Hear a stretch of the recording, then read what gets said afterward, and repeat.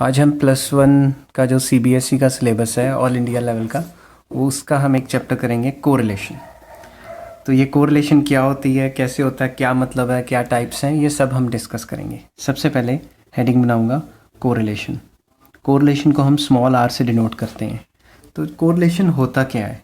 Simple words में it is the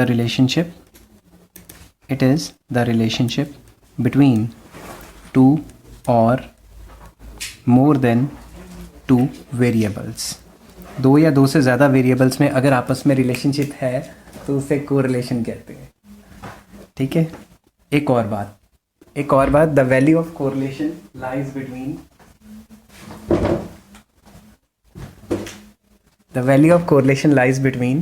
-1 to 1।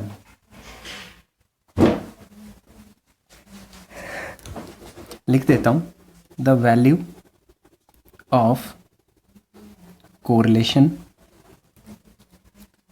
Lies between -1 to 1। Correlation की value 1 और -1 के बीच में ही आनी चाहिए। अगर इससे ज़्यादा आंसर आ रहा है, इससे कम आ रहा है, तो समझ लो कि आपका आंसर गलत है। अगर हम ये बीच में ले लें 0 और यहाँ पे ले लें 0.75, यहाँ पे ले लें 0.25, सिमिलरली अगर हम यहाँ पे ले लें -2.5 -0.75, कोरिलेशन 0 का मतलब है नो कोरिलेशन। अगर हम देखें ये -1, कोरिलेशन -1 का मतलब परफेक्ट नेगेटिव कोरिलेशन। अगर हम प्लस पॉजिटिव या 1 की बात करें तो हम कहेंगे परफेक्ट पॉजिटिव कोरिलेशन। इसको कहेंगे परफेक्ट नेगेटिव कोरिलेशन, इसको कहेंगे परफेक्ट पॉजिटिव कोरिलेशन। अगर कोरिलेशन की वैल्यू -1 से 0.75 -0.75 या 1 से 0.75 आ रही हो तो इसके लिए हम एक टर्म देंगे कि there is high degree of correlation.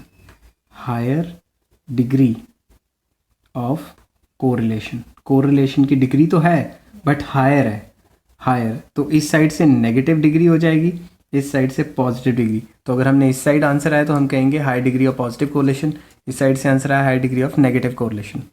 अब अगर between this and between this आता है तो हम क्या कहेंगे उसको? तो हम कहेंगे मॉडरेट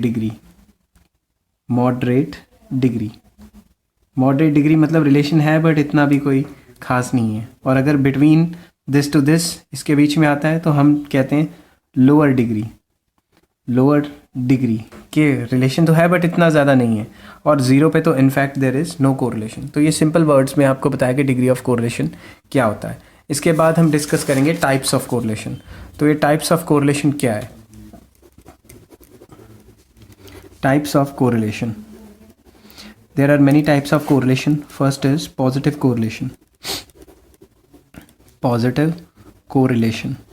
पॉजिटिव कोरिलेशन एक ऐसी सिचुएशन है जिसमें एक वेरिएबल के बढ़ने से दूसरा भी बढ़ेगा और एक के गिरने से दूसरा भी गिरेगा। Positive relationship. तो जब भी पॉजिटिव कोरिलेशन होता है तो हम एक्स और वाई का अगर हम डायग्राम बनाए तो ये पॉजिटिव स्लोप होगी। नेक्स्ट आ जाता है नेगेटिव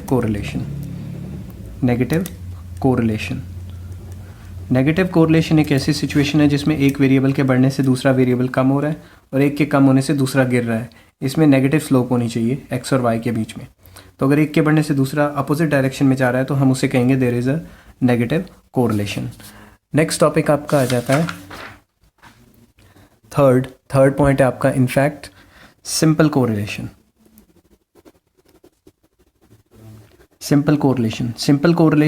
क्या है? सिंपल कोरिलेशन एक ऐसी सिचुएशन है जिसमें हम बिटवीन टू वेरिएबल्स ओनली, सिर्फ दो वेरिएबल्स के बीच में स्टडी करें तो उसे हम कहते हैं सिंपल कोरिलेशन। +1 के सिलेबस में सिर्फ सिंपल कोरिलेशन के ही फॉर्मूले हैं। नेक्स्ट इज पार्शियल कोरिलेशन एक ऐसी सिचुएशन है जिसमें we have more than two variables, हमारे पास दो से ज़्यादा वेरिएबल्स हैं but we study only 2 variables at a time. हमारे पास दो से ज़्यादा वेरिएबल्स हैं बट हम एट ए टाइम सिर्फ 2 की ही स्टडी करेंगे, but we study only 2 variables at a time. At a time सिर्फ 2 की स्टडी करना, that is called partial correlation. And fifth is multiple correlation. Multiple correlation, multiple correlation एक ऐसी सिचुएशन है जिसमें हम कम से कम 3 वेरिएबल्स की साइमल्टेनियस स्टडी करेंगे। Under this we deal with at least 3 variables simultaneously।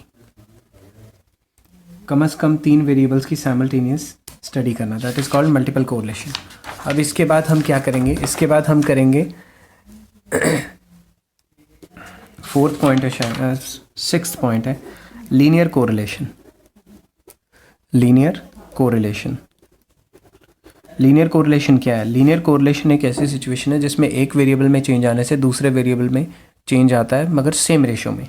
तो आप लिखोगे it is a situation in which any change in one variable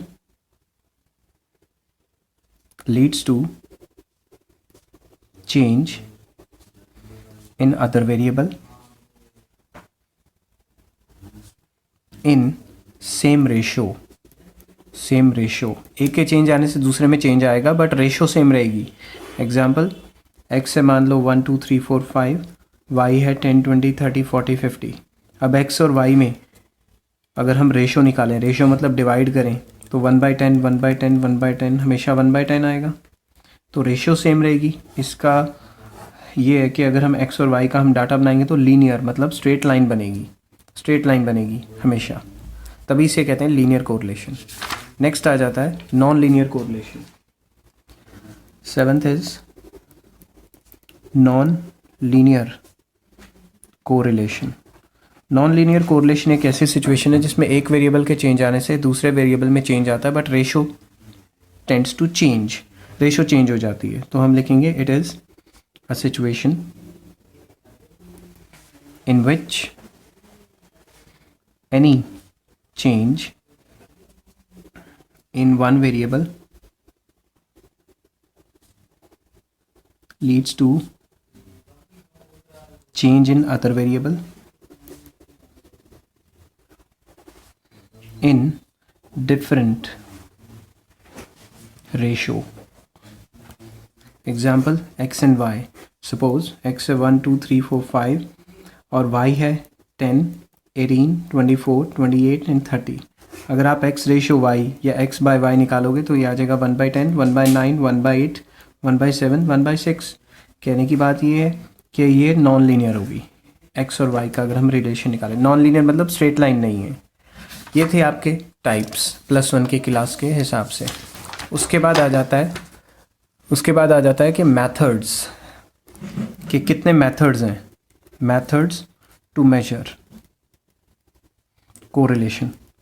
correlation को मेजर करने के कौन कौन से मेथड्स हैं? कोरिलेशन को मेजर करने के बेसिकली +1 में 2 मेथड्स हैं, वैसे 5 मेथड्स होते हैं। +1 में भी 3 मेथड है बट एक ग्राफिक मेथड है, वो पेपर में कभी आ रहा है कभी नहीं आ रहा। तो मेनली मैथमेटिकल दो हैं। सबसे पहला आ जाता है Karl Pearson's coefficient of correlation. Karl Pearson's coefficient of correlation. और दूसरा है स्पीयरमैन्स रैंक कोरिलेशन। ये 2 मेथड्स हैं। अब इन 2 मेथड्स के भी अंडर आ जाता है, अगर हमने कार्ल पियर्सन्स मेथड करना है इसके अंडर 2 मेथड है। एक है एक्चुअल मीन मेथड और दूसरा आ जाता है एज्यूम्ड मीन मेथड। और स्पीयरमैन रैंक कोरिलेशन में 3 मेथड्स आते हैं। पहला मेथड है व्हेन रैंक्स आर गिवन, जब हमें रैंक्स गिवन है। दूसरा मेथड आ जाता है when ranks are not given, जब रैंक्स गिवन नहीं है। और तीसरा मेथड आ जाता है व्हेन रैंक्स आर इक्वल, जब रैंक्स इक्वल होते हैं। तो हम इनको डिस्कस करेंगे डिटेल में। तो हमारा ये रहा पहला मेथड। पहला मेथड है हमारा व्हेन रैंक्स आर, रैंक्स वाला नहीं, पहले हम दूसरा करते हैं। चलो, कार्ल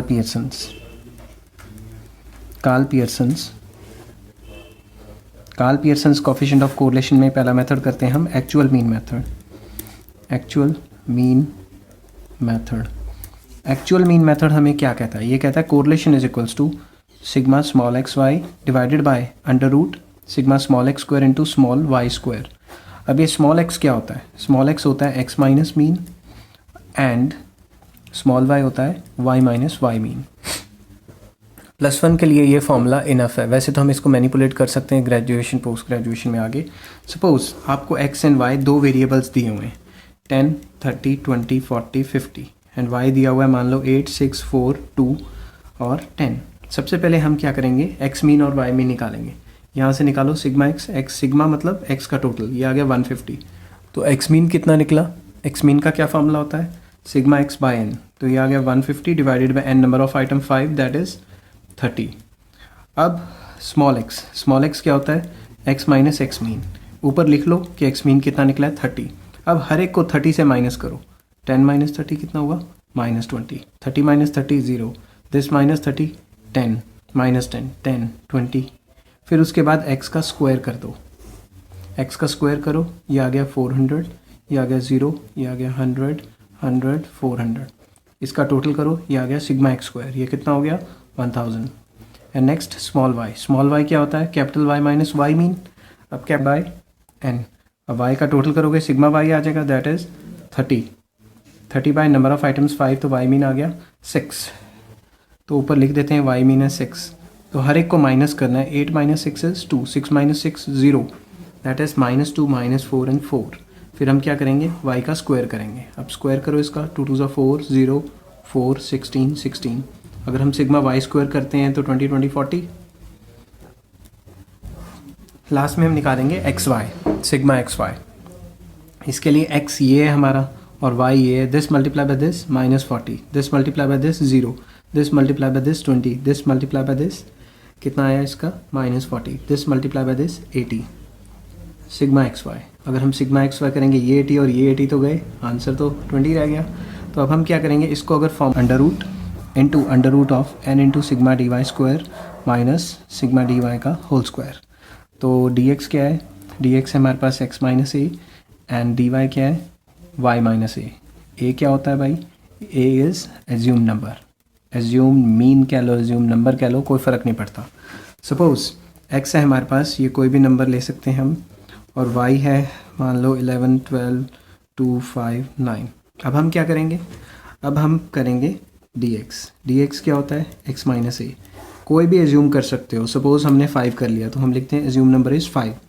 तो हर एक को 5 से माइनस करो, 3 माइनस 5 -2, 8 माइनस 5 3 0 -1। इसको 5 से माइनस करो 4। टोटल करेंगे कितना आ गया? सिग्मा dx कितना आया? 3 और 3 तो गए, ये आ गया 4। अगर मैं सिग्मा dx को एक नंबर दे दूँ तो मुझे सिग्मा dx कहाँ डालना है फॉर्मूले में? मुझे यहाँ डालना है, इसके अंदर। dx का स्क्वायर मतलब इसका स्क्वायर 4 3 3 9 0 1 4 4 16। टोटल करेंगे सिग्मा dx स्क्वायर आ गया, तो आ गया 10 है 20 30। अगर मैं इसको नंबर 2 दे दूं तो मैंने dx स्क्वायर कहाँ डालना है? इधर डालना है। n होता है नंबर ऑफ आइटम्स, जो दोनों की हमेशा सेम रहेगी। अब dy क्या होता है? y माइनस ए। y में से कोई भी एज्यूम नंबर ले लो। सपोज़ हमने एज्यूम नंबर